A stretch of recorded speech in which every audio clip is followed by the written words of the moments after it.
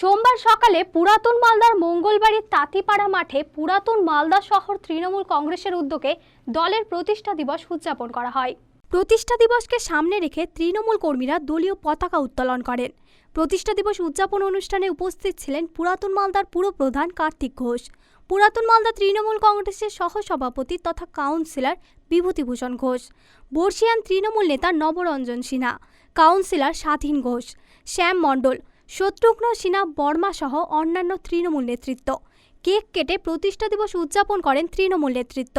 পাশাপাশি পুরাতন মালদার ৭ নম্বর ওয়ার্ডে তৃণমূল কংগ্রেসের কাউন্সিলর শত্রুঘ্ন সিনহা বর্মার উদ্যোগে প্রতিষ্ঠা দিবস পালন করা হয়। দলীয় পতাকা উত্তোলন করেন তৃণমূলের বর্ষিয়ান নেতা নবরঞ্জন সিনহা। একটি র্যালির আয়োজন করা হয়।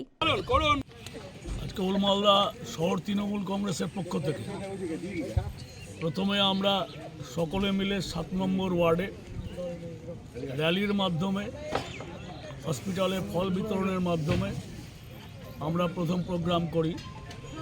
দ্বিতীয় প্রোগ্রাম আমরা এখানে করছি ওল্ড মালদা শহর তৃণমূল কংগ্রেসের পক্ষ থেকে। আজকে ২৭তম প্রতিষ্ঠা দিবসের আমরা সমস্ত নেতৃবৃন্দ, সমস্ত কর্মী আমরা একত্রিত হয়ে আজকের দিনটা আমরা খুব সুন্দরভাবে পালন করলাম। এটা পালন করার কারণ হচ্ছে আজকের দিনে সারা ভারতবর্ষের তৃণমূল কংগ্রেসের সভানেত্রী মমতা ব্যানার্জি এই তৃণমূল কংগ্রেস প্রতিষ্ঠা করেছিলেন।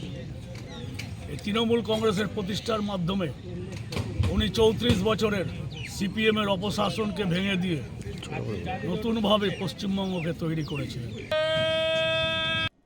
মালদা টুডে।